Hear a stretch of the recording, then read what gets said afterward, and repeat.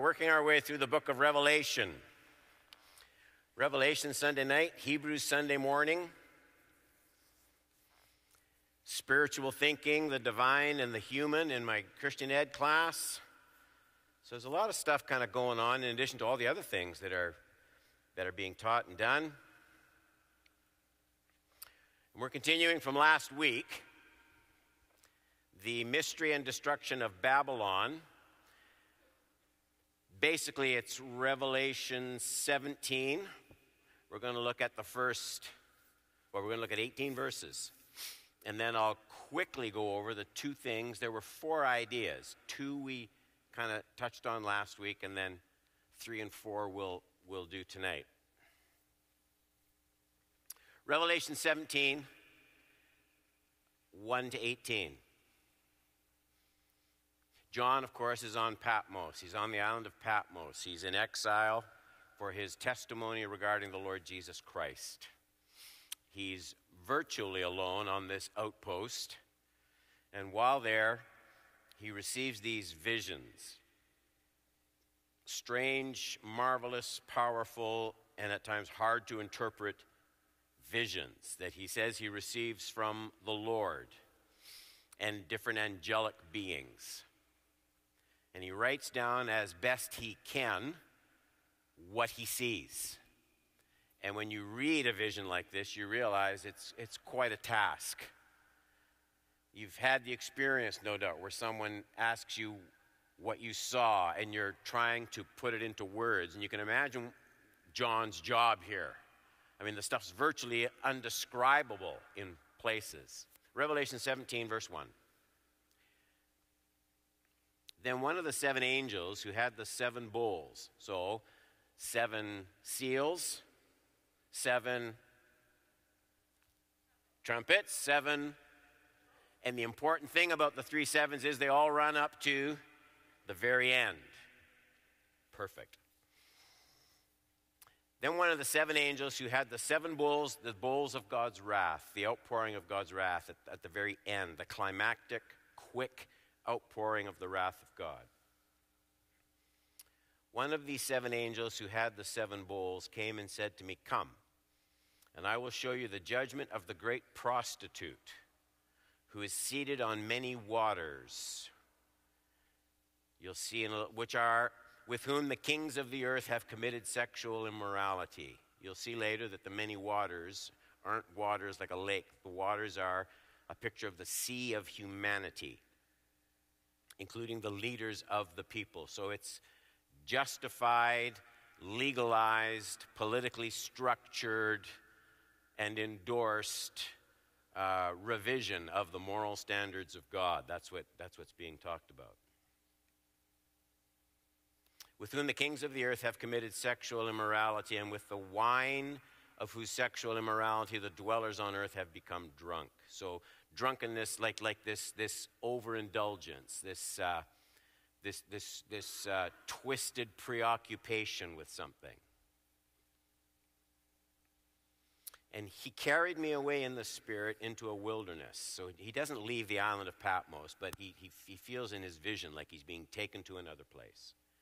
Carried me away in the spirit into the wilderness, and I saw a woman sitting on a scarlet beast that was full of blasphemous names, and it had 7 heads and 10 horns. The woman was arrayed in purple and scarlet and adorned with gold and jewels and pearls, holding in her hand a golden cup full of abominations and the impurities of her sexual immorality. You wonder what John saw, a cup. How do you show a cup full of abominations? What does that look like? Draw a picture of a cup full of abominations. Like, you can see he's got this job of writing what he sees. And on her forehead was written a name of mystery, Babylon. So the woman is not a woman, really. It's a city. It's peoples. Babylon the Great, mother of prostitutes and of earth's abominations. And I saw the woman drunk with the blood of the saints, the blood of the martyrs of Jesus. When I saw her, I marveled greatly. But the angel said to me, "Why do you marvel? I will tell you the mystery of the woman and of the beast with 7 heads and 10 horns that carries her. So it's kind of strange. You see verse 7, the angel said, I will tell you the mystery of the woman. And look at the first part of verse 8. The beast that you saw, he doesn't talk about the woman. He talks about the beast that the woman is sitting on. The beast that you saw was and is not and is about to rise from the bottomless pit and go to destruction.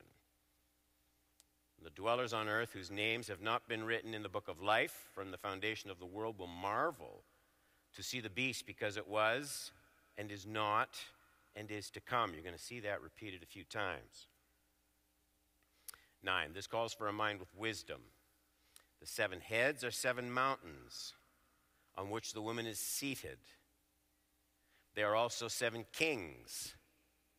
So there's heads, which are really mountains, which are really kings.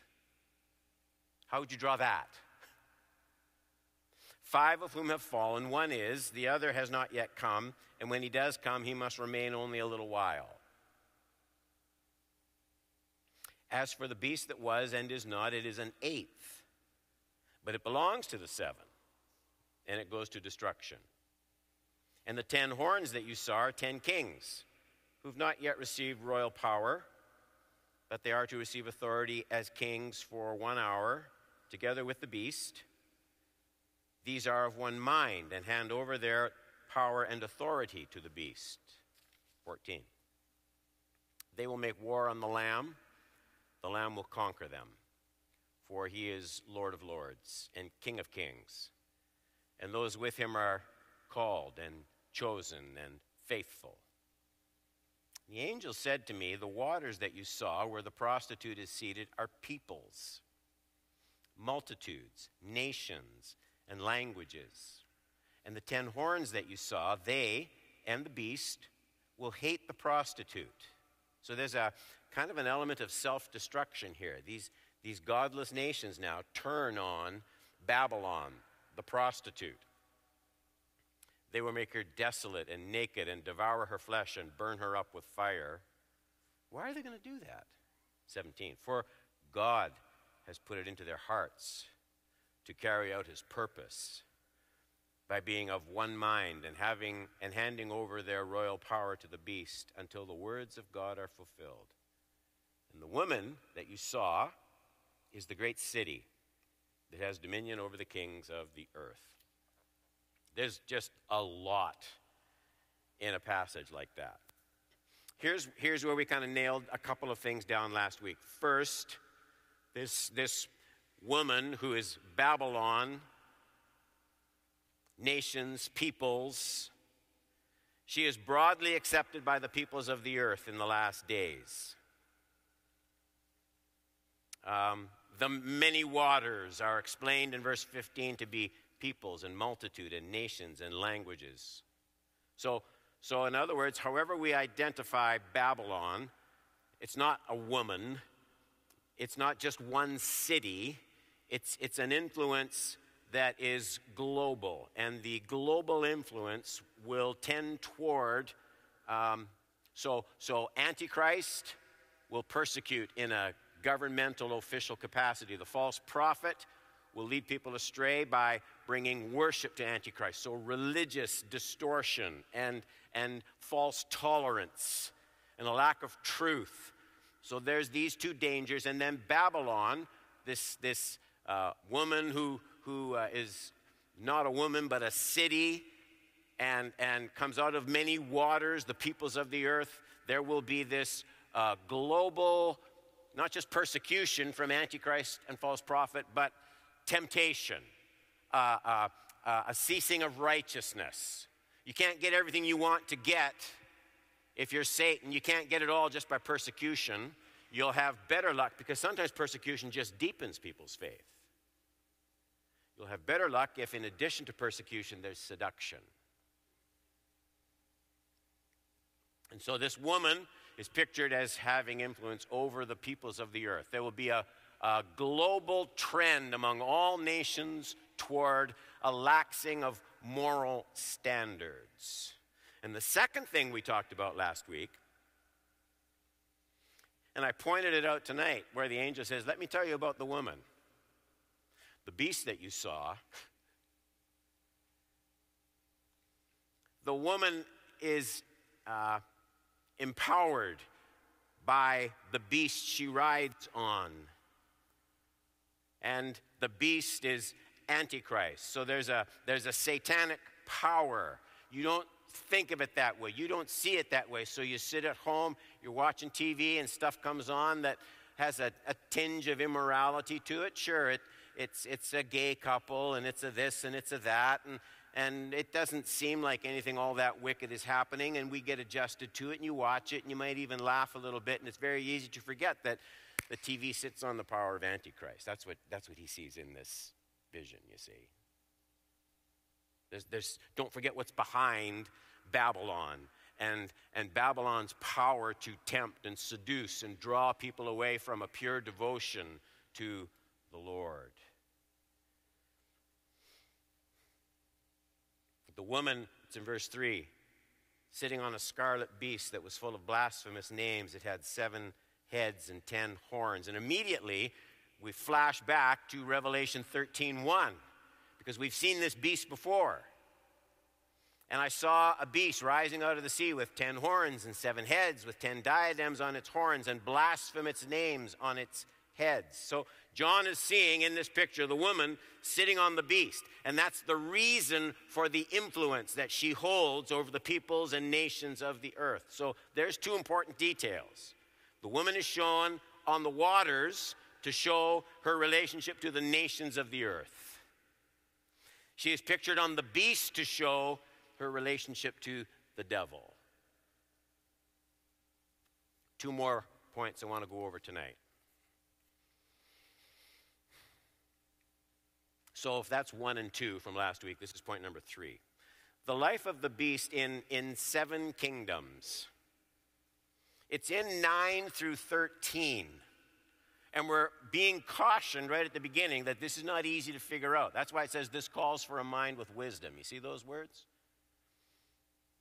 The 7 heads are 7 mountains on which the beast is seated. There are also 7 kings. So we're not dealing just with mountains like you see the Rockies. They represent something. And what they represent is also pictured in kings. Not just individuals, but kingdoms, empires, nations, people groups. There are also 7 kings, 5 of whom have fallen. 1 is, so that would be 6. The other has not yet come. And when he does come, he must remain only a little while. Okay. As for the beast that was and is not, it is an 8th. And you think, oh man, what in the world? But it belongs to the 7. And it goes to destruction. And the 10 horns that you saw are 10 kings who have not yet received royal power, but they are to receive authority as kings for 1 hour. 1 hour meaning it's just short. It's short-lived. Together with the beast, these are of one mind and hand over their power and authority to the beast. Obviously, there's a lot to work through in those difficult verses. What I tend to do is try and find, okay, so what can I get a handle on? What can I see for sure and start with when you're unfolding this is such an involved passage? Where do you anchor your thoughts to start? Well, the 7 heads, we're told, the 7 heads of the beast aren't literal human heads, like your head, my head, sitting on the shoulders. John says they represent 7 hills and then switches to 7 kings, probably 7 empires or kingdoms. We know that from the way John has already described the manifestations of Antichrist in previous periods of history. So if you went back to the chapter on Antichrist is Revelation 13. Chapter 12 is the devil, that dragon. He's identified as the devil. 13 is Antichrist. 14, false prophet. So if you go back to the manifestations of Antichrist in Revelation 13, first 2 verses, is this in your notes, these 2 verses? Okay, good. And I saw a beast rising out of the sea with 10 horns, 7 heads, with 10 diadems on its horns, blasphemous names on its heads. Notice the next verse, and I'll tell you why you need to notice it in just a second. The beast that I saw was like a leopard. Its feet were like a bear's. Its mouth was like a lion's mouth. And to it, the dragon, that's Satan, gave his power and his throne and great authority. When you see that, verse 2, leopard, bear, lion, what you're witnessing there is almost a direct quote from Daniel chapter 7, verse 6, where Daniel describes, he has the interpretation of this vision of these empires that are yet to come. Daniel identifies some of them. So the 7 heads are 7 kingdoms.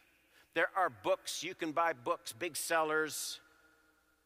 My opinion is to know the exact identity of each nation isn't all that important. There are places in Daniel where he tells us which nations are represented, and I'm fine with that. But I think the important point for John's vision is that just as Antichrist has manifested himself in the past, and just as he disappears for a season, he will rise again in a more obvious and satanic manifestation. That shouldn't surprise us, because the Apostle John hinted at that. 1 John 2:18, this isn't in your notes. John says, "Children, it is the last hour, as you have heard that Antichrist is coming. So now, many Antichrists have come. Therefore, you know that it is the last hour." So there's Antichrist in these same different tenses. There's Antichrist present. Even now there are many Antichrists. There's Antichrist still to come in the future. So here's what I think we take from this involved passage in Revelation 17. This great harlot, this Babylon, increasingly up to the very last days, seduces, captures nations with the help of a succession of empires, all of which have been to greater or lesser degrees manifestations of Antichrist. He says 5 of them have come and gone. One of them, he says, a 6th, is present when John records that revelation. No doubt, John would have had in his mind that this was the Roman Empire and its destruction of Jerusalem and its persecution of Christians. And while all of these were manifestations of Antichrist, and while the church to whom John was writing, the churches, they probably would have thought particularly of Rome and the persecution they were receiving at that time. John says there's more to come. There's something down the road. There's a 7th kingdom or empire, a more direct manifestation of Antichrist. Even yet, it will be like his resurrection from the dead.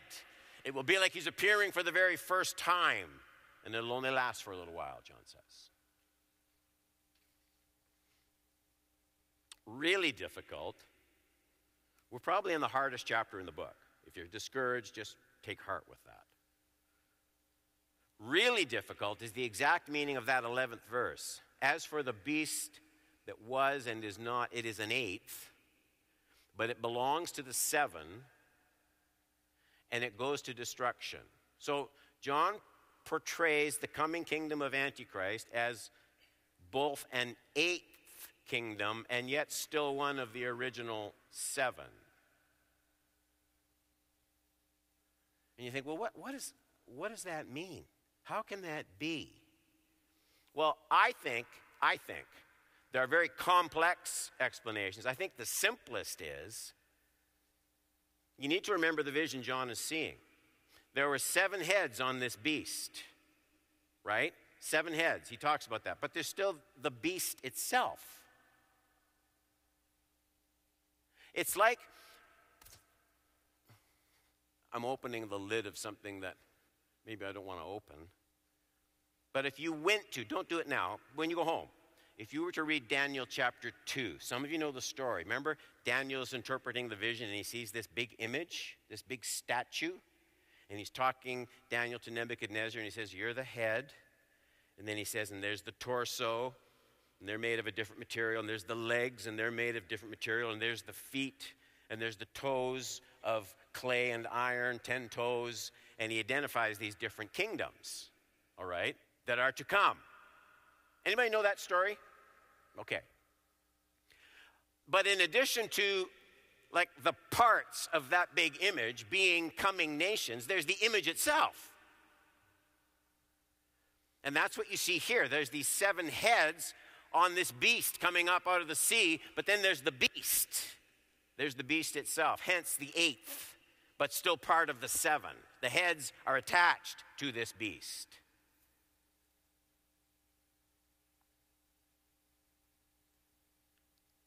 In verses 12 and 13, John also sees that many kingdoms of the earth, literally 10, I don't know. Does it matter? I don't think so. Many of the kings of the earth will align themselves with the beast and his evil empire. You get that in 12 and 13. And the 10 horns that you saw are 10 kings who have not yet received royal power. This is down the road, as John writes. But they are to receive authority as kings for 1 hour, together with the beast. These are of one mind. Hand over their power and authority to the beast. And John somehow sees that this 6th plague poured out from the bowl. If you looked at 16:12, the 6th angel poured out his bowl on the earth, the great river Euphrates, and its water dried up to prepare the way for the kings of the east. So these leaders, these kings, under the sway, under the authority of the beast, they will be of one mind with the beast, and they'll just be an amalgam of political power, national power, peoples of the earth, with the specific agenda of saying the cause of Christ is the source of all problems on earth. It's where religious bigotry comes from. It's where hatred and intolerance come from. Is this sounding familiar to you at all? Only this is going to be a structured resistance to that.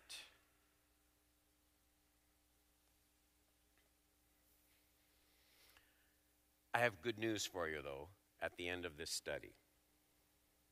Look at point number 4.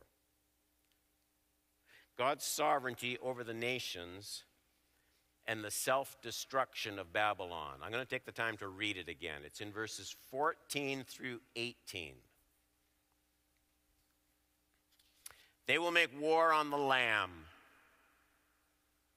The Lamb will conquer them. For he is Lord of lords and King of kings. And those with him are called and chosen and faithful. And the angel said to me, the waters that you saw where the prostitute is seated are peoples and multitudes and nations and languages. And the 10 horns that you saw, they and the beast will hate the prostitute, Babylon. And they will make her desolate and naked and devour her flesh and burn her up with fire. 17 is such an important verse. What would make this united front against Christ turn inward on itself and devour itself? Self-destruct. 17 says, for God has put it into their hearts to carry out his purpose. And you're looking at one of the most wonderful manifestations of God's sovereign hand over his creation. God has put it into their hearts. They don't know that. To carry out his purpose by being of one mind and handing over their royal power to the beast until the words of God are fulfilled. So you read all this and you think, man, is this... So what hope is there? Are things just sort of sliding out of God's control? Like, do I have to do I have to sit up at night and look under the bed before I go to sleep and wonder what's coming of everything? Well, we ought to be informed. That's why this is here. Up to this point, John must have been surprised to hear more of a description of the beast than the judgment of Babylon, because that's what he was told he was going to be shown. The angel said, John, let me tell you about Babylon and her destruction. And all the angel has talked about up until then is the beast and antichrist and nations. And John must have been wondering, well, what about Babylon? And the reason that there's very little said is because John can't imagine, nor can we, as you come to the end of this vision, Babylon's just going to self-destruct.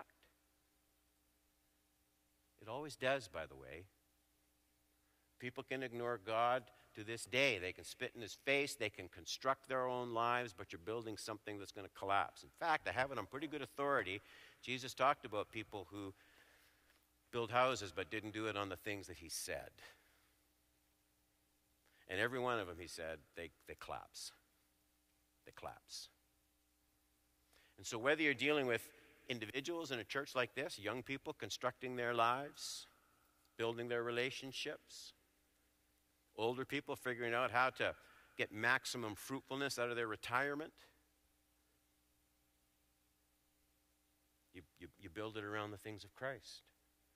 Or whether you're dealing with the cosmic end of all things and the coming of a brand new creation with a new heaven and a new earth, anything that isn't built on Christ is going to self-destruct. It's going to implode. It can't possibly sustain itself because it's God's order. 16 and 17. And the 10 horns that you saw, they and the beast will hate the prostitute. They will make her desolate and naked and devour her flesh and burn her up with fire. For God has put it into their hearts to carry out his purpose by being of one mind and handing over their royal power to the beast until the words of God are fulfilled. That's how you wrap up a hard chapter. Until the words of God are fulfilled. Nothing in all the combined forces of all the empires of the earth under the influence and control of Satan himself, none of that will be able to undo or stop the words of God himself. I like verse 14. You have it in your notes? Yeah? Let's read it all loud, okay? They will make war on the Lamb, and the Lamb will conquer them, for he is Lord of lords and King of kings, and those with him are called chosen and faithful. And everyone said, amen.